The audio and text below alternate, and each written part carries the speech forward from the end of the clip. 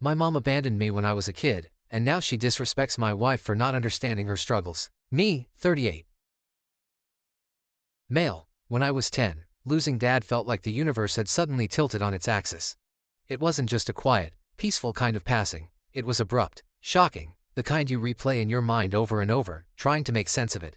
He was there one day, his laughter filling up our small living room, and then he wasn't. The details around his death were messy and painful, too much for a kid to really grasp, but enough that the memories just sort of stick with you. Mom took it hard. Really hard. She tried to hold it together, but you could see the strain in her eyes, the way her hands shook a little more each day. She wasn't the same after that. None of us were. Our home felt like a completely different world, one where the colors had faded and the sounds were muffled. Mom, who used to be the heart of our house, filling it with warmth and laughter, suddenly seemed like a shadow of herself. She'd sit at the kitchen table, staring blankly at the coffee she'd poured but never drank, lost in thoughts that clearly pained her. I remember the morning she told us about her decision to move back to her home country. Her voice was steady, but her hands trembled slightly, betraying the storm inside her.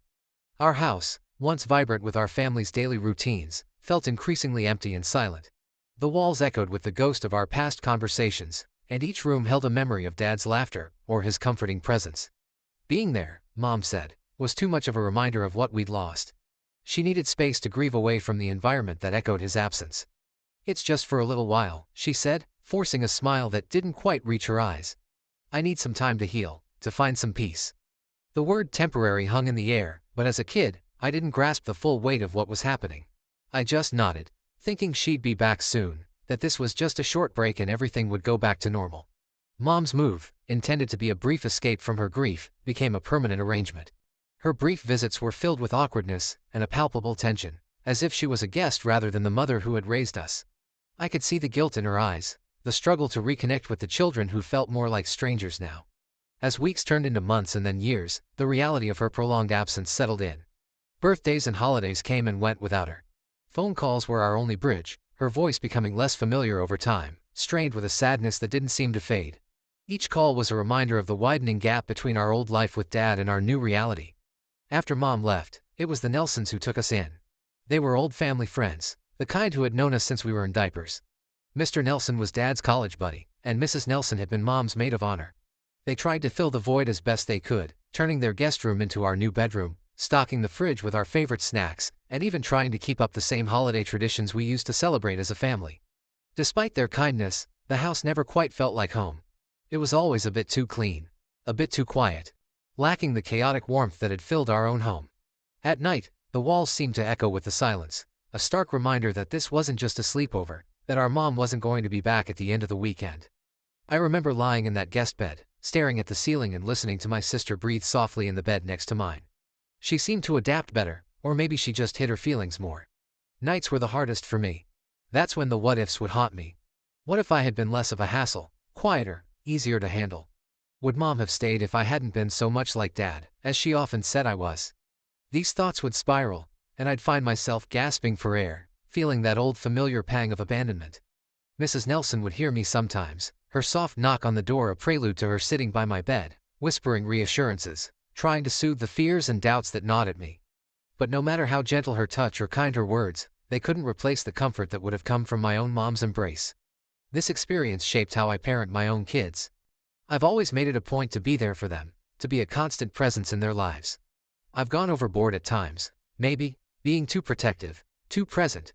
I want them to feel secure, to know I'm always there, no matter what. Because the absence of my mom, her choice to distance herself when we needed her most, left a void in my life that I've sworn never to replicate in theirs. It's tough sometimes, knowing that Mom was just grappling with her own grief while trying to find a way to cope. I understand it on a rational level, but emotionally, it still stings. Accepting her decision has been one of the hardest parts of growing up, and even now, it's a struggle not to let that old resentment color the love I still have for her. My wife, a wonderful woman, we married and have 2 wonderful childs together. I met my wife in college, a stroke of luck that I still thank my stars for. We had both chosen the same dreary morning lecture, Economics 101, and it turned out the only thing more potent than our mutual disdain for the subject was our instant connection. She sat next to me on the first day, her presence a stark contrast to the monotonous tone of the professor. She had this way of scribbling notes that was almost artistic, her expressions flickering between amusement and exasperation. We started sharing notes, then coffee, and eventually, our dreams and fears. Telling her about my family came later, when our casual coffees had turned into long dinners and we started thinking about a future together. It was a summer evening, one of those perfect ones where the air is just cool enough to be comfortable. We were at a little park near campus, watching the sunset paint the sky in strokes of orange and gold. I felt the weight of my past nudging at me, urging me to open up about everything. I started with the good memories, my dad's roaring laughter, the way he used to scoop me up into the air, my mom's holiday cookies, and the noise of a house that felt full. But then I shifted to the harder truths. I explained how things changed after Dad passed away, how the brightness dimmed and how Mom eventually moved away. I told her about the years of feeling adrift, being raised by family friends who were kind but couldn't fill the void my mom left. My wife listened quietly, her hand finding mine as I talked. Her eyes never left my face, and in them, I saw a well of empathy and understanding. When I finished, there was a soft sigh, a slight squeeze of her hand around mine, signaling her support. She didn't bombard me with questions or pity. Instead, she shared her own story of loss, how she grew up without grandparents and much of her extended family, which made her feel isolated in a different way. That night, I realized how much I needed someone who didn't just know my joy but also understood my pain. It felt like a burden had lifted, sharing my past with her, and her acceptance and understanding of my family's complicated dynamics only deepened my feelings for her. It was then I knew she was more than just a partner. She was my ally. Someone who would stand by me through the complexities of life. Ever since I shared my family history with my wife, there's been this unspoken tension hovering around the subject of my mom. My wife, being the incredibly supportive partner she is, has always been understanding about my feelings but has harbored a certain reluctance towards my mom herself. It's not out of malice or disrespect. It's more about her struggle to reconcile the abandonment I felt as a child with the woman she's met a few times since we got married. I've tried to explain to her that my mom was just trying to cope in her own way after my dad's death. She was grieving, lost without him, I'd say, hoping to bridge the emotional gap that my mom's departure had created not just in my life but now in our marriage too. It wasn't that she didn't love us, she just needed time. But to my wife, who sees the world through lenses tinted with fierce loyalty to family, the idea that a mother could leave her children in the care of others, regardless of the circumstances, is a pill too bitter to swallow. She's never rude about it, never dismissive of my ongoing relationship with my mom. She encourages me to call her, supports my trips back home to see her, and she's always the first to suggest we send gifts on Mother's Day. But she remains distant, a polite coldness setting the boundaries of their interaction. During family gatherings or holiday dinners when my mom is around, my wife is cordial, but distant. She'll smile, engage in small talk, but there's a guardedness in her eyes, a firm line drawn that everyone seems to understand. "I'm here for you," she whispers to me, squeezing my hand under the table, a silent reassurance that her stance isn't meant to hurt me, but a boundary she sets for herself. It's a delicate balance, navigating this quiet standoff between them. I often find myself in the middle, an interpreter translating not just words but emotions and unspoken thoughts. I tell my mom, she's just fiercely protective of those she loves, hoping to soften her hurt at my wife's standoffish demeanor. To my wife, I gently remind, Mom has her flaws, but she regrets those years away, trying to kindle empathy in the ashes of past grievances. This dynamic, though far from ideal, has become a part of our life's rhythm. My wife's steadfast support of my relationship with my mom, without choosing to engage more deeply herself, speaks volumes of her respect for me, even if it's a compromise she silently bears. It's a silent testament to her strength and her deep understanding of my need to maintain that fragile thread with my past. Recently, I decided it was time for another trip back to my home country, to let the kids spend some time with their grandmother. My wife couldn't make it due to her demanding job, and while she encouraged us to go, I could tell she was relieved not to face the tension that usually accompanied these visits. I explained the situation to my mom when we landed, and she nodded, saying she understood, but her disappointment was palpable. The first few days were a blur of activities. My mom went all out, taking the kids to local parks and museums, filling our days with laughter and stories, almost as if making up for all the missed time. In those moments, watching her with the kids, it was easy to forget the complex layers of emotions that usually clouded her visits back home. The evening had started off well enough. We were at my mom's house, my aunt's laughter echoing through the kitchen as she cooked, the smell of spices filling the air, a reminder of so many childhood meals. It felt good to be home, even if home now had the bittersweet edge of missing voices and past grievances. My mom and my aunt, they've always had this way of making even the simplest meal feel like a feast, and tonight was no exception. I was looking forward to a quiet evening, just family, sharing stories and catching up. The kids, exhausted by the day's adventures, fell asleep almost as soon as their heads hit the pillows. I kissed them goodnight and headed downstairs where my mom and aunt were in the kitchen, glasses of wine in hand, ostensibly relaxed. The murmur of their conversation greeted me as I approached, but it was my wife's name that caught my attention, halting my steps. "She thinks she's too good for us," my aunt's voice floated up, tinged with resentment. There was a clink of glass, probably my mom nodding in agreement as she added, "Yes, but don't bring it up around him. She's a snob, but it's not worth the argument." It stung, hearing that. There in the dim light of the stairwell, a knot tightened in my stomach. My wife has always been meticulous about how she interacts with my family, careful never to flaunt her background or make anyone feel less. She'd go out of her way to connect, to show interest in their lives, even if it meant stepping out of her comfort zone. Her reticence at times, I knew, was out of a fear of overstepping, not a feeling of superiority. Hearing my wife referred to in such terms, by my own family, sparked a heat in my chest that was hard to tamp down. I lingered on the stairs, unseen, the familiar ache of being caught between the people I loved surfacing once again. They continued, oblivious to my presence, airing grievances that were usually spoken in hushed tones behind closed doors. I wrestled with my emotions, debating whether to confront them or retreat. The decision was made for me when my mom glanced up and caught my eye, her expression shifting from surprise to something like guilt. The conversation snapped off, replaced by a tense silence that filled the room like smoke. "I heard what you said," I found myself speaking, my voice steadier than I felt. My aunt tried to brush it off, saying it was just a slip of the tongue, but the damage was done. The air was thick with unsaid things, with years of miscommunications and hurt feelings. I explained, maybe more sharply than I intended, that my wife had never acted superior, that she simply prioritized her career and our family's well-being over everything else. My wife grew up in a world quite different from mine. Born into a wealthy family, she was the only child, the sole focus of her parents' affection and hopes. Tragically, her parents passed away when she was still in her teens, an event that thrust her into premature adulthood. They left her everything: their sprawling estate, significant investments, and various other assets. Despite the wealth and responsibilities that fell on her shoulders at such a young age, she never let it define her. Instead, she channeled her energies into her studies and later, her career, proving to everyone that her achievements were born of her own intelligence and hard work, not just her inheritance.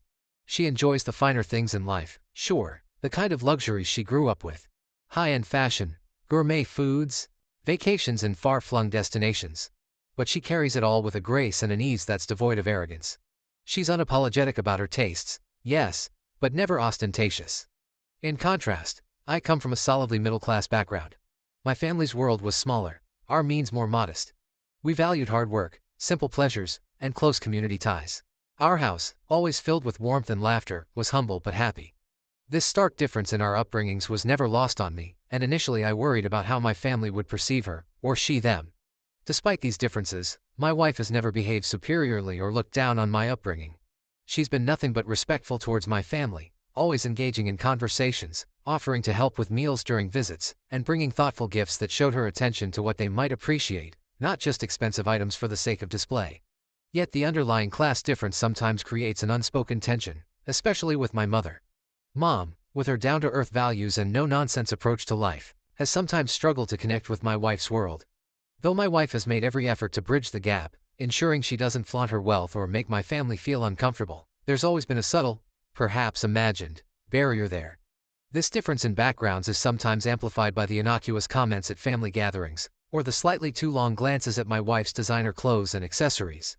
I know it comes more from a place of unfamiliarity and perhaps a bit of envy, rather than any real disapproval. My wife understands this too, and handles such situations with a kindness and a deftness that make me love her all the more. She tries to put my family at ease, often downplaying her lifestyle and focusing on the many things we all have in common. "What are you talking about?" I demanded, the frustration evident in my voice. It was clear they hadn't intended for me to hear their words, and my mom's face fell, an apology forming on her lips. My aunt, ever the more confrontational, didn't back down. "She doesn't mingle with us like she's one of us because she thinks she's better," she stated bluntly, her eyes challenging me to contradict her. That hurt. It hurt because it wasn't true. "That's not it," I replied, my voice firm. "She's trying her best. Just because she doesn't always know how to show it, doesn't mean she feels she's above us. You're misreading her caution as contempt." My mom, softer, more apologetic, tried to soothe the rising tension. "We're just not used to her ways, that's all. Maybe we misjudged her a bit." she conceded, her eyes avoiding mine. But the damage was done. The evening's warmth evaporated, replaced by a chill that no amount of familial bond could easily dispel. I sat down with them, trying to explain further, sharing how my wife had often expressed her worries about not fitting in, about being seen as an outsider. It was a long conversation, one filled with admissions and reluctant understanding. My aunt listened, her expression showing defiance. They clearly didn't expect me to hear any of it, and my aunt said that my wife's refusal to interact with them is because she thinks she's better than them. I explained that isn't the case, but my aunt kept pushing the issue. Eventually my mom said it was fine if my wife felt that way, but I shouldn't defend her classist behavior. At this point I snapped and said that my wife resents my mom because she wasn't around when I was a kid. My mom and aunt didn't say anything to that, and I went back upstairs. After the conversation with my mom and aunt, the house felt colder, quieter. I needed to clear my head, so I stepped out onto the back porch, the night air crisp against my skin. Pulling out my phone, I sent a quick text to my sister, hoping she could offer some perspective. She's always had a way of seeing the middle ground, even when emotions ran high. Her response came back almost immediately, a testament to how often she played mediator in our family. Just apologize to mom and aunt, okay? It's not worth the fight. That was just like her, always advocating for peace, even if it meant swallowing your pride. I stared at the phone, her words glowing in the dim light. It wasn't that simple for me. I didn't hold a grudge against mom for the choices she made when we were kids. I understood they were made under the weight of immense grief. But hearing her and my aunt speak so dismissively about my wife, as if her efforts to fit in and respect their ways meant nothing, stirred a defensiveness in me I couldn't easily quash. It wasn't just the words themselves that had cut deep. It was the realization that these conversations had probably happened before, not just tonight. That my mom and aunt had likely shared these thoughts between themselves, painting my wife in a light that was so far from the truth. It felt like a betrayal, not just to my wife, but to the efforts we'd both made to bridge our very different worlds. Sitting there in the quiet of the night, I typed out a response to my sister. I get what you're saying, but it's not just about making peace. They don't see how hard she tries, or how their words might make her feel unwelcome. I didn't expect my sister to fully understand. Her approach was different, shaped by her own experiences and personality. I knew I would eventually need to address this with mom and my aunt, to clear the air, or at least to make my stance clear. But I also knew an apology from me wouldn't fix the underlying issue, that my family still held on to preconceived notions about my wife, notions that weren't fair or accurate. The house was quiet, the only sounds the occasional distant bark of a neighborhood dog, and the soft hum of the refrigerator. The conversation with my mom and aunt had left a palpable tension hanging in the air, thick enough to choke on. Alone in the small guest room where we were staying, I replayed the evening's events over in my mind, each word and sharp glance looping endlessly. In hindsight, I could see where I might have approached things differently. Maybe I could have been calmer, more diplomatic, instead of letting my emotions get the best of me. But in that moment, hearing them talk about my wife like that, someone who had tried so hard to be part of this family, despite feeling like an outsider, it felt like an instinctive need to protect her had overridden everything else. My wife wasn't just my partner, she was the mother of my children, the person who stood by me unconditionally. Defending her wasn't just a reaction, it felt like a duty. I leaned back against the headboard, the mattress creaking slightly under my weight. The room was filled with old family photos and knickknacks, a stark reminder of the deep roots and history my family had in this place. It made my decision even more difficult knowing that leaving early would be like admitting defeat, like letting those petty comments drive us away. But staying felt untenable too, with every forced smile and careful conversation just adding layers to an already thick facade. The kids were asleep in the next room, blissfully unaware of the grown-up complexities clouding the air around them. I didn't want their memories of this trip to be marred by a sense of underlying conflict, or to feel the tension that I was so acutely aware of. I pulled out my phone and scrolled through it aimlessly for a few moments before I made the decision. I'd booked flights for us to go back home earlier than planned. It wasn't just about escaping an uncomfortable situation, it was about preserving the peace and mental well-being of my family. My wife, who hadn't even come on this trip, deserved to know that her feelings were validated, not just by words, but by actions. As I looked up flights, I realized this was more than just a logistical change, it was a statement. I wasn't just leaving early, I was making it clear that while family was important, the respect and well-being of my immediate family, my wife and kids, came first. She's not opposed to the idea of visiting my home country, and has done so in the past. Her job is just very demanding and she said she'd rather do a longer trip with the four of us. We have 2 kids, when she can arrange more time off and the trip isn't solely based on seeing my mom. My wife's relationship with my home country, and especially with my family, is complicated to say the least. She's not against the idea of visiting. In fact, she's joined me several times before. But her job in corporate law is demanding. Long hours, constant deadlines, high stakes. That kind of pressure doesn't pause for anything, not even family trips across the globe. She's practical about it. She told me once, over a late dinner while the kids were already in bed, that she would rather wait and take a longer trip together with the four of us. If we're going to travel that far, let's make it a real vacation, not just a quick visit, she had said. Her logic was sound. It wasn't just about the travel time but also about the opportunity to truly relax and enjoy each other's company, without the shadow of obligations or past tensions lurking in the background. The last part is crucial because the trips to see my mom have often been tense. It's nobody's fault, really. It's just that their worlds are so different, and my mom has this way of making her opinions known in a manner that's a bit too straightforward for my wife, who is accustomed to the more measured, polite exchanges of her professional world. So, this time around, when the opportunity came for me and the kids to visit my mom, my wife encouraged us to go while she stayed behind to manage a major case at work. She framed it as practicality, not preference. Go. Have fun with your mom. The kids miss her, and it's important they spend time with her, she had said, kissing me goodbye as we headed for the airport. She's always been clear about boundaries. If my mom were to visit us, she would welcome her with open arms, offer her the guest room, cook her meals, and engage in pleasant conversation. There's no animosity, just a preference to avoid situations she knows will be uncomfortable. This isn't just about personal comfort, it's about maintaining peace, about ensuring that when we do spend time together, it's quality time, not just obligated time filled with awkwardness and forced conversations. My wife has always been very composed about her feelings towards my mom. She isn't the type to harp on things unnecessarily. Early on, back when our relationship was shifting from serious to truly committed around the time of our engagement, I asked her point blank about her hesitation towards my mom. It was a quiet evening, just the two of us cleaning up after a quiet dinner at home, when I broached the topic. Her response was straightforward, devoid of any malice. She explained that the unease stemmed from my mom's long absence in my childhood, which to her signaled potential complexities in family dynamics she'd rather not entangle herself with more than necessary. She wasn't judgmental about it, she just laid out her feelings with the kind of clarity and foresight she applies to most things in life. It's about ensuring we have less stress in our interactions, so we can enjoy our time together as a family when it happens, she had said, her tone even, but firm. That conversation set the tone for how things would be, and true to her word, she hasn't brought it up unless absolutely necessary. Over the years, becoming a parent myself has opened my eyes further to her perspective. The thought of not being there for my kids, of leaving them prematurely, is unbearable. I see now how my wife's understanding of family and commitment could be so deeply affected by my mom's choices. Having children has a way of amplifying the protective instincts, the desire for stability and presence. It's clarified for me why my wife places such a premium on these qualities, and it's helped me appreciate her stance, even if I don't always fully share her reservations. Update. It's been a few months since I made my post. After reading your comments, I realized it would be rash to leave without trying to sort things out, so I had a conversation with my mom the next morning when my aunt was out and my kids were still in bed.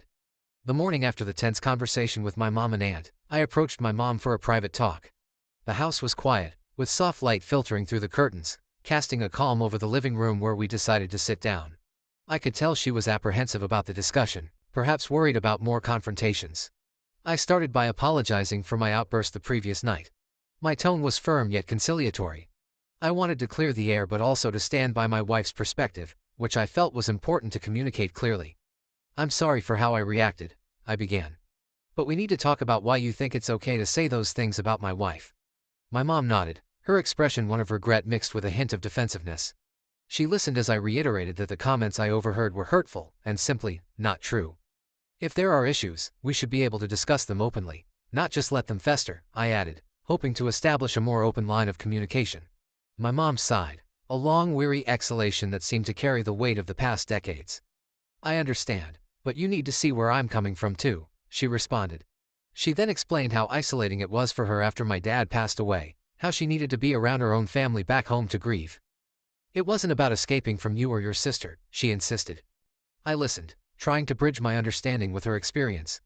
"I get that, Mom, and I don't think anyone faults you for needing support," I said. "But my wife sees it differently. She can't understand leaving kids behind during such a critical time, regardless of the grief." My mom bristled slightly at this. "It's unfair for her to judge my actions from back then. She wasn't there. She didn't see the pain I was in." Her voice broke a little, her eyes conveying the turmoil of those days. You and your sister don't hold it against me, do you? I shook my head, trying to reassure her while also explaining my wife's point of view. We don't resent you, Mom, because we love you and we know you did what you felt was necessary. But you have to understand that my wife views family responsibilities differently, especially now that we have our own kids. The conversation moved slowly, with pauses that were filled with unspoken thoughts and regrets. I stressed that my wife's feelings were valid, just as her actions had been to her at the time. It's not about right or wrong, I concluded. It's about understanding each other's perspectives and finding a way to respect them. I can't make my wife forgive you, Mom, I said, trying to keep my voice even despite the frustration building inside me. And I need you to stop speaking poorly about her. It's important you tell Aunt Jane to do the same. Mom listened, her expression a mix of understanding and helplessness. I'll do what I can, you know I will, she replied. But then she added, but I can't control what your aunt says or does, she has her opinions. This response frustrated me further. But don't you see? It's not just about opinions. It's about respect. If there's talk like that going on, it creates an environment I don't want around our kids. They pick up on everything, Mom. The idea of my children overhearing such comments about their mother worried me deeply. I can't be comfortable in a place where my wife, their mom, is disrespected. It's not just about us adults, it's about what kind of example we set for them. Mom nodded slowly, seemingly understanding the gravity of my concerns, but she held firm on her stance about my aunt. I'll talk to her, I promise. I'll try to make her see. But you know how she is, stubborn, and I can't openly criticize her. She's helped me through a lot. The room fell silent for a moment as I processed her words. The sunlight streaming through the window cast long shadows across the floor, a stark reminder of the day moving forward while we seemed stuck in this impasse. I looked at my mom, seeing the years of strain etched into her face, realizing that her relationship with her sister was just as complex as any other family dynamic. I understand she's family, I finally said. And I get that you've supported each other through thick and thin. But this is important. It's about protecting my family's well-being. Mom sighed, a sound of resignation mixed with resolve. I'll do my best, she repeated, her tone more assured this time. No one should feel unwelcome in my home. Things weren't going anywhere, so I told my mom I was going to go home early. She got upset and defensive, and I realized she would also keep badmouthing my wife, just when I wasn't around. That was the final straw. I went back upstairs and got flights for the next day. I sent my wife a text saying we'd be home early and I'd explain when I got back, but everyone was alive and healthy. She said that she was looking forward to it and asked if I wanted to call, but I just wanted to do it all in person. The next 24 hours in my mom's house were like walking on a tightrope, each of us carefully navigating around the tension that had settled in the air after our talk. The house, usually filled with the comforting smells of home-cooked meals and the sounds of casual family chatter, now felt unnaturally quiet, as if everyone was holding their breath, waiting for something to break the silence. As we packed up our things, the kids obliviously chattered about the trip, unaware of the undercurrents swirling around them. They were excited about going home, talking non-stop about showing their mom the souvenirs they had picked out for her. I tried to match their enthusiasm, but my mind was preoccupied with the conversation I'd had with my mom and the unresolved issues it left hanging between us. Finally, with our bags packed and the car loaded, I went to say goodbye to my mom. She stood in the doorway, her posture tense. There was a vulnerability in her eyes that I hadn't seen in a long time. "When will I see you and the kids again?" she asked, her voice thick with emotion. I took a deep breath, knowing my answer would be difficult for her to hear. "Mom, I want you in our lives, you know that. But things need to change before we come back. My wife deserves to be treated with respect, and I can't justify bringing the kids into a situation where that might not happen." The words hung heavily between us. Mom looked down, nodding slowly. "I understand," she murmured. "I'll work on things with your aunt. I promise." Her voice was sincere, and I believed her intent, but the reality of the situation was more complex than just promises made in the moment. "I hope so, Mom, because we miss you. But I need to put my wife and kids first," I continued, trying to keep my tone gentle yet firm. It was essential for her to understand that while I cherished our family ties, I couldn't compromise on the values I wanted to teach my children, about respect and kindness. Mom reached out, pulling me into a hug, a bit of the old warmth returning momentarily. "Give them my love," she said, her voice muffled against my shoulder. "Tell them Grandma thinks about them every day." As I got into the car and drove away, the image of my mom standing in the doorway lingered in my rearview mirror. When I got home, the sense of relief was palpable. After the tension of the last few days, walking through the door to see my wife and the familiar surroundings of our own space was grounding. She greeted me with a hug that seemed to physically lift the weight off my shoulders. The kids were already asleep, the house quiet except for the soft hum of the dishwasher in the background. We settled down in the living room, her on the couch with a cup of tea, me in the armchair across from her. She waited patiently as I recounted everything that had happened, my conversation with my mom, the awkward silence that followed, and the strained goodbye. When I told her about what happened, about the comments my mom and aunt had made, she let out a small laugh, more out of resignation than amusement. "Well, I'm glad I only got upgraded to a snob," she said wryly. "It could have been much worse." Her attempt at lightening the mood was appreciated, but her eyes were serious, concerned about the impact of what had transpired. "I stood up for you," I said, wanting her to know that her dignity was something I defended unequivocally. I made it clear that we couldn't just brush those comments under the rug. She reached across to squeeze my hand, her smile warm. "Thank you. That means a lot to me. Not just that you stood up for me, but that you're thinking about what this means for us as a family." The conversation shifted then to what the future held for my relationship with my mom. "I told her we need some space," I continued, "that I still want her in our lives, but our immediate family has to come first." My wife nodded, understanding the difficulty of the decision. "I support whatever you need to do," she said. "Just know that whatever distance you need to put, I'm here for you. We're in this together." Her words were reassuring, reinforcing that the choices I was making were not just my own burden to bear but something we navigated together as partners. "I think it's the best thing for now," I concluded, feeling a bit more confident in our path forward. "It'll give everyone some time to reflect and hopefully heal a bit." She smiled, that same reassuring smile that had seen us through countless other challenges. "I'm proud of you," she added. "It's not easy standing up to family, but you're doing what's best for us. That's what matters." It's been several months since we returned from that charged visit to see my mom, and life at home has settled into a comfortable rhythm. The kids are thriving, oblivious to the adult complexities that sometimes shadow the edges of family life.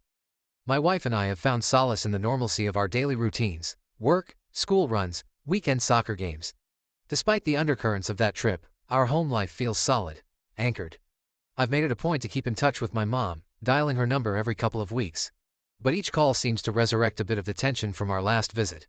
Her voice often carries a tightness that wasn't there before, and our conversations are punctuated by long pauses where words used to flow easily. It's clear she's still processing the boundaries I set, and perhaps feeling a bit isolated by them. My sister, who has always been the peacemaker in the family, tells me during our own calls that she's keeping up her regular chats with mom. She mentions that mom feels judged, not just by what happened during our last visit but by the enduring echo of her past decisions. "She's still hurting," my sister explained one evening, her voice laced with concern. "She feels like everyone's holding her grief against her." I listen, and I try to understand. Grief is a strange, malleable thing that touches everyone differently. I hope with time, mom will see that it's not about judgment but about understanding each other's boundaries and emotional spaces. As much as I want my kids to have a relationship with their grandmother, their only living grandparent, I'm acutely aware of the need to protect my wife's emotional well-being. She's been incredibly supportive and understanding, but I know the situation has been hard on her too.